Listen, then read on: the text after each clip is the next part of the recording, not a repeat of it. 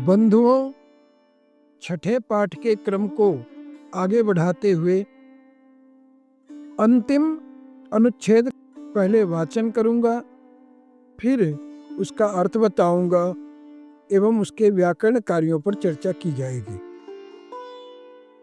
ततः प्रविशतः व्यास नारदौ। ततः मतलब उसके पश्चात व्यास नारदौ प्रविशतः। व्यास और नारद दोनों मंच पर प्रवेश करते हैं, मंच पर आते हैं। नारदः, नारद जी आकर के कहते हैं, व्यासम प्रति, व्यास से, पश्यतु भवान, भवान पश्यतु, आप देखिए, कोयम अनर्थः क्रियते एताभ्याम वीराभ्याम। एताभ्याम वीराभ्याम कह अयम अनर्थः क्रियते। इन दोनों वीरों के द्वारा यानी अश्वत्थामा और अर्जुन के द्वारा कैसा यह अनर्थ किया जा रहा है। कैसा यह माने एक विकराल कार्य किया जा रहा है, कैसा यह अनर्थ किया जा रहा है। समन्तात वर्धमानाः प्रचंडानल शिखाः आकाशम लिहन्ति इव। वहां का जो दृश्य है वो कैसा बन रहा है उसका वर्णन यहाँ पर नारद जी कर रहे हैं। चारों ओर वर्धमानाः, बढ़ती हुई, प्रचंड अनल शिखाः, प्रचंड आग की लपटें, आकाशम लिहन्ति इव, मानो आकाश को निगल रही हैं। प्रचंड आग की जो लपटें हैं मानो आकाश को निगल रही है, लील रही है। और क्या वातावरण बन रहा है? कहते हैं गगनात सहस्रशः उल्काः भूमौ पतन्ति। आकाश से हजारों उल्काएं, आग के गोले, उल्का कहते हैं आग के गोले को। तो गगन से, आकाश से हजारों आग के गोले भूमौ पतन्ति, भूमि पर गिर रहे हैं। और कैसा दृश्य है तो बता रहे हैं, कंपते खलु स पर्वत वन द्रुमा सकला मही। कहते हैं स पर्वत वन द्रुमा सकला मही कंपते। पर्वत, जंगल, वृक्ष के साथ सकला मही, सारी पृथ्वी कंपते, कांप रही है। पूरा भूमंडल, पूरा पृथ्वी मंडल जो है वो कांप रही है। तो सपर्वत वन द्रुमा सकला मही खलु कंपते। आगे क्या हो रहा है वो बता रहे हैं, पवनः स्तब्धा जाता। वायु स्तब्ध हो गया है, हवा जो है रुक गई है। सहस्रांशु न भासते। सूर्य, सहस्रांशु सूर्य का पर्यायवाची है। सहस्रांशु न भासते यानी सूर्य चमक नहीं रहे हैं, उनका प्रकाश भी धुंधला हो गया है। शैलाः विदीर्यन्ते, पर्वत विदीर्ण हो रहे हैं, फट रहे हैं, टूट रहे हैं। कथमपि एतो निवारणीयो, किसी भी तरह से, कथमपि कैसे भी, एतो निवारणीयो इन दोनों को रोका जाना चाहिए। अन्यथा नहीं तो सकलम जगत ध्वस्तम भविष्यति, सारा संसार ध्वस्त हो जाएगा, नष्ट हो जाएगा। इस तरह से नारद जी ने व्यास से कहा। तब व्यास नारदो, व्यास और नारद दोनों एक साथ कहते हैं, भो वीरो संहर्तम संहर्तम निजास्त्रे। हे वीरों, हे दोनों वीरों, निजास्त्रे संहर्तम संहर्तम।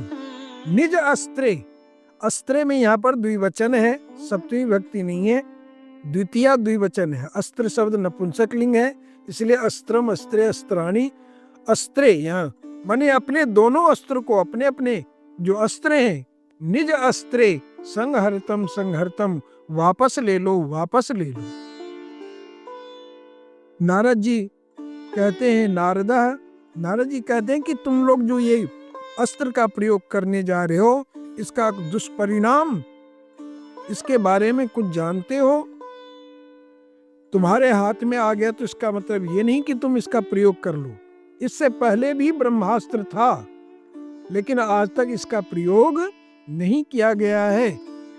और यदि प्रयोग हो जाए तो उसका क्या परिणाम होता है, उसको, उन बातों को इन 2 श्लोकों में नारद जी बता रहे हैं। नाना शस्त्र विदा पूर्वे येप्यतीता महारथाः नैतदस्त्रं मनुष्येषु तैः प्रयुक्तम कथंचन। इस श्लोक का अन्वय के साथ अर्थ समझते हैं। अन्वय इसका इस प्रकार है, नाना शस्त्र विदा ये अपि पूर्वे महारथाः अतीताः तैः एतद अस्त्रम मनुष्येषु न कथंचन प्रयुक्तम। अब इसका एक एक पद का अर्थ जानते हैं। नाना शस्त्र विदा, अनेक प्रकार के शस्त्रों को जानने वाले, ये अपि जो भी, पूर्वे प्राचीन समय में पहले, महारथा अतीता, हमारे महारथी लोग हुए हैं, महावीर लोग हुए हैं, तई उनके द्वारा, उन महावीरों के द्वारा, उन महारथियों के द्वारा, एतद अस्त्रम, इस अस्त्र को, मनुष्येषु, मनुष्यों पर, न कथंचन प्रयुक्तम, किसी भी परिस्थिति में प्रयोग नहीं किया गया। ये ब्रह्मास्त्र सिर्फ डराने के लिए है, मनुष्यों के ऊपर प्रयोग करने के लिए नहीं है। और तुम दोनों इन ब्रह्मास्त्र का प्रयोग करने जा रहे हो, इसका क्या दुष्परिणाम होगा, उसको 4 श्लोक में बता रहे हैं। अस्त्रम ब्रह्म शिरो यत्र परमास्त्रेण वध्यते समाह 12 पर्जन्यस तद राष्ट्रम नाभिवर्षति। इसका अन्वय इस प्रकार है, यत्र ब्रह्म शिरा अस्त्रम परम अस्त्रेण वध्यते पर्जन्यः 12 समाह तद राष्ट्रम न अभिवर्षति। यत्र मतलब यस्मिन देशे, यस्मिन स्थाने, जिस स्थान पर या जिस देश में, ब्रह्मशिरा अस्त्रम, ब्रह्मशिर नामक यानी ब्रह्मास्त्र नामक अस्त्र को, परम अस्त्रेण बध्यते, परम अस्त्र भी ब्रह्मास्त्र का ही दूसरा नाम है, परम अस्त्र से नष्ट किया जाता है। कहते हैं पर्जन्य, मेघ, मेघ का पर्यायवाची है पर्जन्य। तो पर्जन्य यानी मेघ 12 समाह, 12 वर्षों तक, समाह का अर्थ होता है वर्ष, 12 वर्षों तक, तद राष्ट्रम न भी वर्षति, उस राष्ट्र में नहीं बरसता है। यानी 12 वर्षों तक उस राष्ट्र में अकाल हो जाता है, और जहां जल की एक भी बूंदे न गिरे तो राष्ट्र जीवित नहीं रह सकता। तो इस तरह से इसके दुष्परिणाम को नारद जी ने समझाया।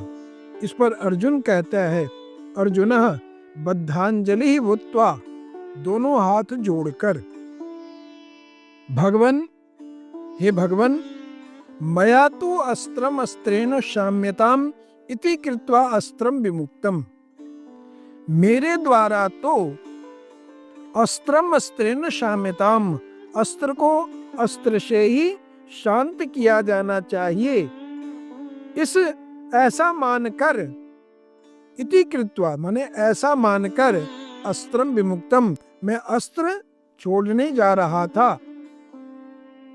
तत् च मया संगृह्यते, और मया मतलब मेरे द्वारा, तत् मतलब उस ब्रह्मास्त्र को, संगृह्यते वापस लिया जा रहा है, मेरे द्वारा उस अस्त्र को वापस लिया जा रहा है।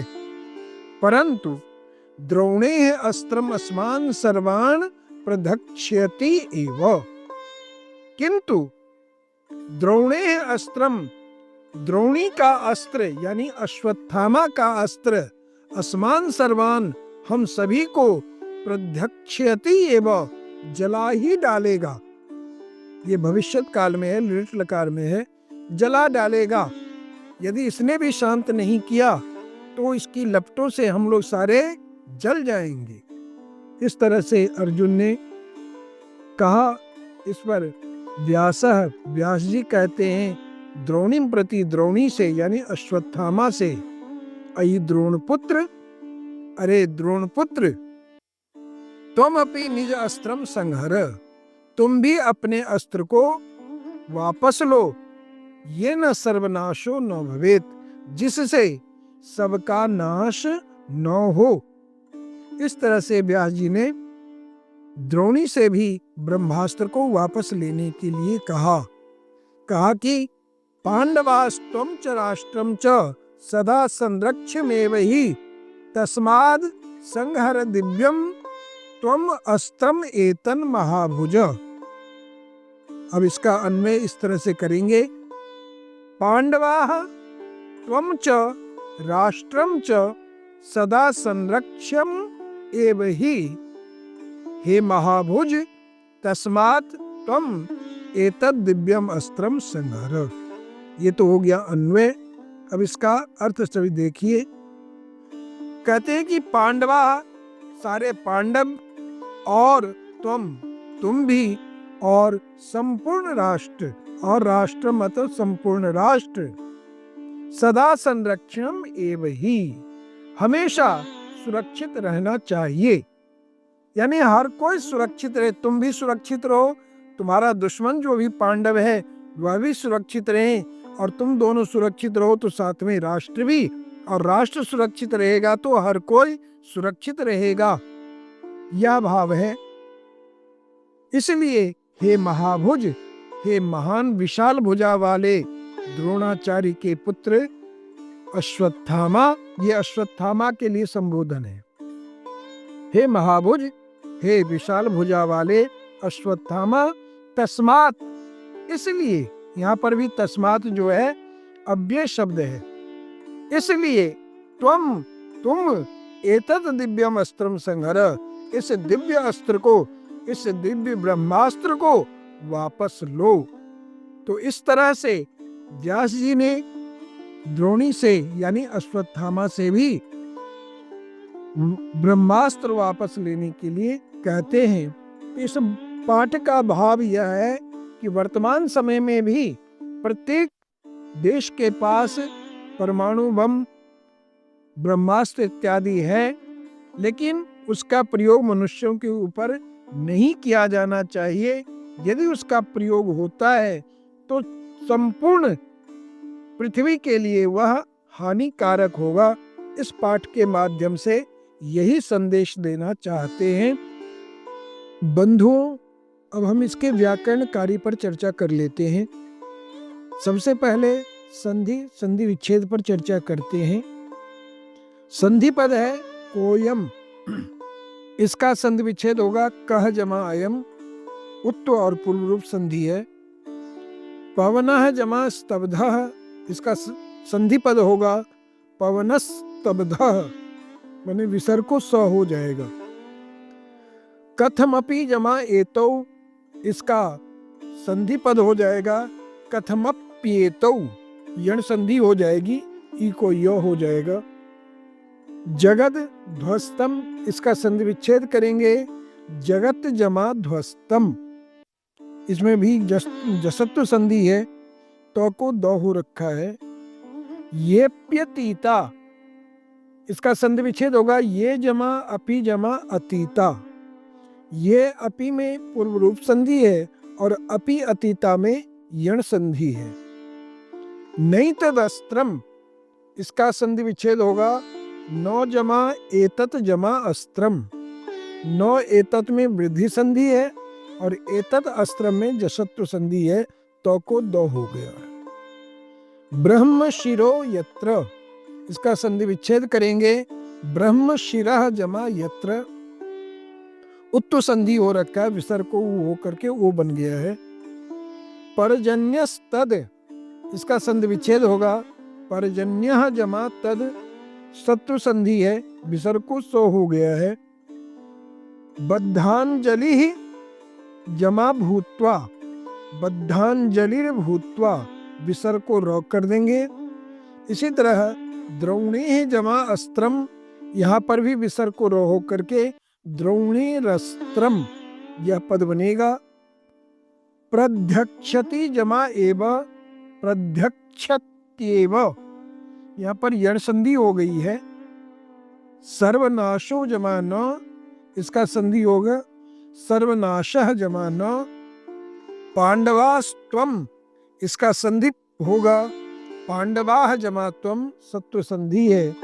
और एतन जमा महाभुज, इसका संधि करेंगे एतत जमा महाभुज, पर सवर्ण संधि है, तो को न हो गया है। इसके बाद हम समास विग्रह पर चर्चा करते हैं। समस्त पद है व्यास नारदौ, इसका विग्रह होगा व्यासश्च नारदश्च, यह द्वंद्व समास है। प्रचंडानल शिखाः, इसका विग्रह होगा प्रचंडानलस्य शिखाः, षष्ठी तत्पुरुष है। सहस्रांशुः, इसका विग्रह होगा सहस्रम अंशवः यस्य सह, बहुव्रीहि समास है। हजारों, अंशु कहते हैं किरण को, हजारों किरणें हैं जिसकी, वह कौन है? सूर्य है। सर्वनाशः, इसका विग्रह होगा सर्वेषां नाशः, षष्ठी तत्पुरुष है।